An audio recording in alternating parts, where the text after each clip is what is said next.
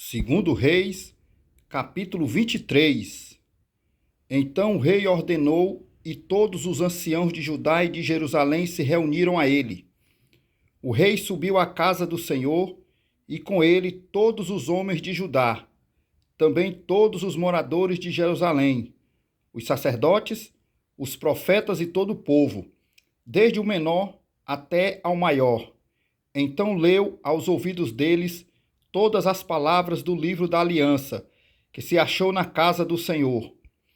E o rei se pôs em pé junto à coluna e fez a aliança perante o Senhor, para seguirem o Senhor e guardarem os seus mandamentos, os seus testemunhos e os seus estatutos, com todo o coração e com toda a alma, confirmando as palavras desta aliança, que estavam escritas naquele livro, e todo o povo apoiou esta aliança. E o rei mandou que o sumo sacerdote Ilquias, os sacerdotes da segunda ordem e os guardas do umbral da porta tirassem do templo do Senhor todos os vasos que se tinham feito para Baal, para o bosque e para todo o exército dos céus.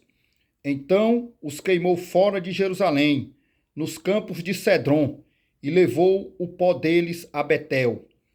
Também destituiu os sacerdotes idólatras que os reis de Judá estabeleceram para incensarem sobre os altos nas cidades de Judá e ao redor de Jerusalém, como também os que queimavam incenso a Baal, ao sol, à lua, aos planetas e a todo o exército dos céus.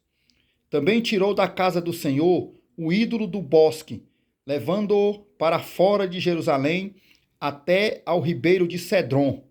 O queimou junto ao ribeiro de Cedron, o desfez em pó e lançou o seu pó sobre as sepulturas dos filhos do povo. Também derrubou as casas dos rapazes escandalosos, que estavam na casa do Senhor, em que as mulheres teciam tendas para o ídolo do bosque. E a todos os sacerdotes trouxe das cidades de Judá e profanou os altos em que os sacerdotes queimavam incenso, desde Geba até Berseba. Derrubou também os altares que estavam às portas, junto à entrada da porta de Josué, o chefe da cidade, que estava à esquerda daquele que entrava pela porta da cidade. Mas os sacerdotes dos altares não sacrificavam sobre o altar do Senhor em Jerusalém, porém comiam pães não fermentados no meio de seus irmãos. Também profanou a Tofete, que está no vale dos filhos de Inom, para que ninguém fizesse passar a seu filho ou sua filha pelo fogo a Moloque.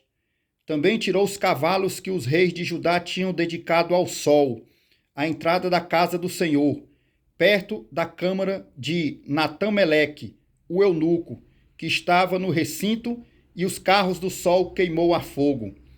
Também o rei derrubou os altares que estavam sobre o terraço do cenáculo de Acaz, os quais os reis de Judá tinham feito, como também o rei derrubou os altares que fizera Manassés nos dois átrios da casa do Senhor, esmigalhados, os tirou dali e lançou o pó deles no ribeiro de Cedron. O rei profanou também os altares que estavam defronte de Jerusalém, do lado direito do monte de Mazite, os quais edificara Salomão, rei de Israel, a Astarote, a abominação dos sidônios, a Quemos, a abominação dos moabitas, e a Milcom, a abominação dos filhos de Amon. Semelhantemente quebrou as estátuas, cortou os bosques e encheu o seu lugar com ossos de homens.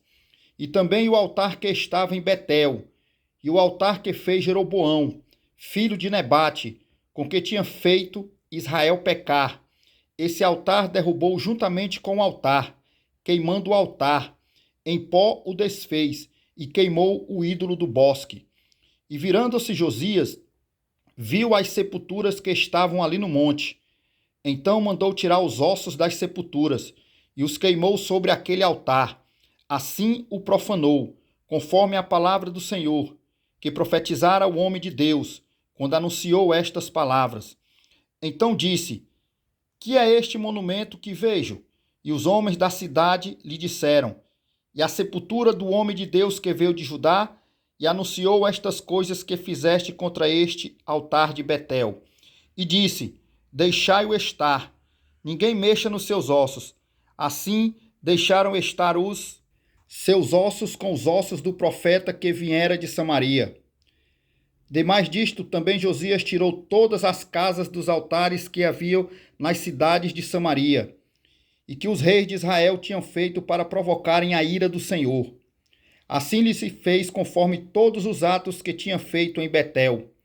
E sacrificou todos os sacerdotes dos altares que havia ali, sobre os altares, e queimou ossos humanos sobre eles. Depois voltou a Jerusalém. O rei deu ordem a todo o povo, dizendo: celebrai a Páscoa ao Senhor vosso Deus, como está escrito no livro da aliança.